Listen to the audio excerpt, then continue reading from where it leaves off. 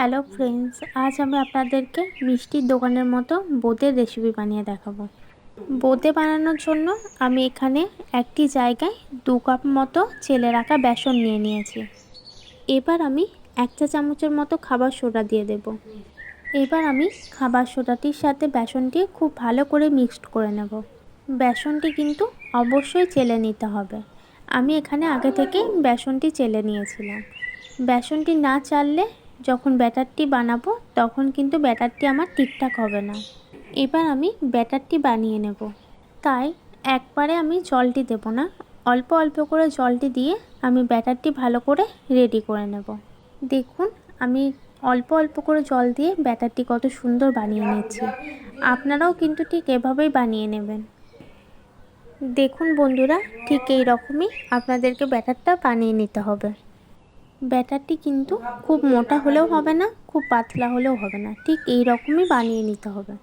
এই ব্যাটারটি কিন্তু খুব ভালো করে ফেটিয়ে নিতে হবে। যত ভালো ফাটবেন তত ভালো কিন্তু বোঁদেগুলি তৈরি হবে। দেখুন বন্ধুরা, এই ব্যাটারটি আমার রেডি হয়েছে কিনা তা কী করে বুঝবেন? এখানে আমি হাফ বাটির মতো জল নিয়ে নিয়েছি। দিয়ে ওই জলের মধ্যে আঙুলের সাহায্যে ওই বেসনের ব্যাটারটি আমি একটুর মতো ফেলে দেখব। যদি আমার ওই বেসনটি ভেসে ওঠে তাহলে জানবেন ব্যাটারটি আমার রেডি হয়ে গেছে। দেখুন বন্ধুরা, বেসনটি কত সুন্দর জলের মধ্যে ভেসে উঠেছে। এখন কিন্তু আমার এই ব্যাটারটি রেডি হয়ে গেছে। এখন আমি 10 মিনিটের জন্য ব্যাটারটি ঢাকা দিয়ে রেখে দেব। চলুন ততক্ষণে আমি মিষ্টির রসটি রেডি করে নিই। গ্যাসের ওপর কড়াই বসিয়ে আমি 1 বাটির মতো চিনি দিয়ে দেব। যেহেতু এখানে আমি 1 বাটির মতো চিনি দিয়েছি, সেহেতু আমি ওই বাটিরই 2 বাটির মতো জল দিয়ে দেব। আশা করছি আপনাদের এই রেসিপি খুব ভালো লাগবে। আর এই রকম নতুন নতুন ভিডিওর আপডেট পেতে আমাদের channel Meena kitchen like, comment, subscribe করে পাশে থাকবেন। মিষ্টির রসটি তৈরি হোক ততক্ষণ আমি বেসনের ব্যাটারটি দেখব। আমি আবারও একবার বেসনের ব্যাটারটি ফেটিয়ে নেব। চলুন এবার বোঁদেগুলি ভেজে নেবার পালা। গ্যাসের ওপর কড়াই বসিয়ে আমি কড়াইয়ে পরিমাণ মতো তেল দিয়ে দেব। এখানে আমি রিফাইন অয়েল ব্যবহার করছি। দেখুন বন্ধুরা, এখানে আমি বোঁদে ভাজার জন্য দুটো জিনিস ব্যবহার করেছি। একটা আমি ছাকার জন্য ব্যবহার করব, আর একটা আমি তেলে ছাড়ার জন্য ব্যবহার করব। এই রকম ঝাঁঝরি আর ছানটা ব্যবহার করব। চলুন, তেলটি আমার গরম হয়ে গেছে, এবার আমি বোঁদেগুলি ভেজে নিই। দেখুন বন্ধুরা, তেলের ওপর আমি ছানটাটি ধরে আমি ওই ছানটার ওপরে বেসনের ব্যাটারটি দিয়ে দিচ্ছি।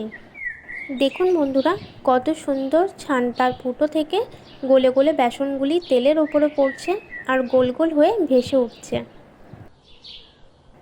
একবারে অনেকটা করে করবেন না, যেহেতু এখানে আমরা ছোট কড়াই আর অল্প পরিমাণ তেলে করছি, সেহেতু অল্প পরিমাণে দেওয়াই ভালো। বেশি পরিমাণে দিলে বোঁদেগুলি একটার উপরে অন্যটি চেপে যাবে, সেহেতু বোঁদের শেপগুলি কিন্তু ভালো হবে না। সেই জন্য অল্প করে দেওয়াই ভালো। এবার আমি এটিকে ভেজে নিয়ে তুলে নেব।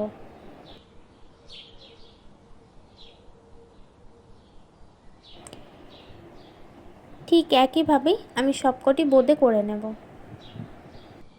বোঁদেগুলি করার সময় আপনাদের একটা জিনিস খেয়াল রাখতে হবে, যতবারই বোঁদেগুলি তেলের মধ্যে ছাড়বেন ততবারই ছান্তাটি একটু জলের মধ্যে ধুয়ে ভালো করে মুছে নেবেন।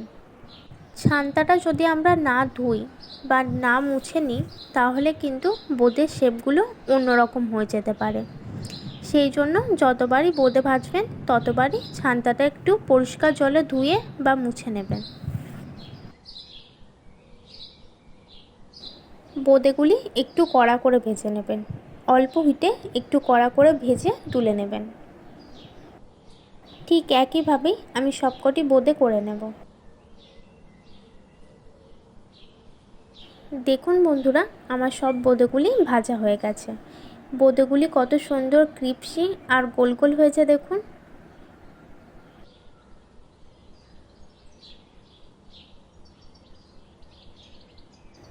খুব মচমচে হয়েছে কিন্তু বোঁদেগুলো। দেখুন বন্ধুরা, আমার মিষ্টির রসটি কিন্তু তৈরি হয়ে এসেছে। আমি এই মিষ্টির রসের মধ্যে আগে থেকেই 2টা এলাচ ফাটিয়ে দিয়ে দিয়েছিলাম।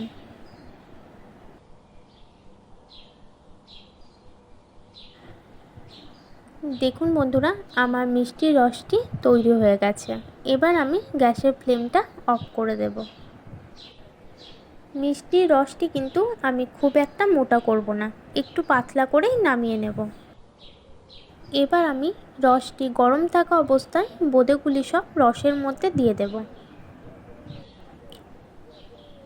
এবার আমি বোঁদেগুলি মিষ্টির রসের সাথে খুব ভালো করে নাড়াচাড়া করে মিশিয়ে নেব।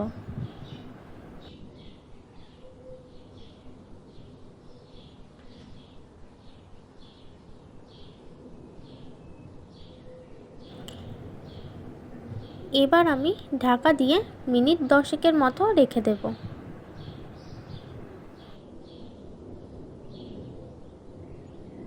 এবার আমার 10 মিনিট হয়ে গেছে। এবার আমি ঢাকাটি খুলে দেখব। দেখুন বন্ধুরা, বোঁদেগুলি আমার কত সুন্দর রেডি হয়ে গেছে।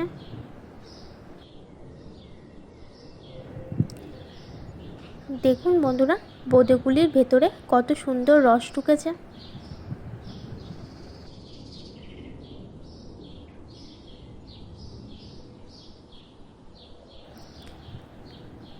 দেখুন বন্ধুরা, আপনাদের জন্য তৈরি হয়ে গেছে সুস্বাদু বোঁদের রেসিপি।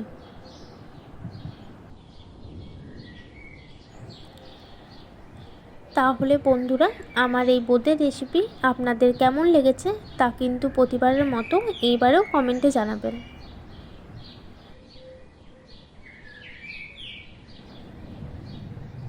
আমাদের চ্যানেলটি ভালো লাগলে লাইক, কমেন্ট, সাবস্ক্রাইব করে পাশে থাকবেন।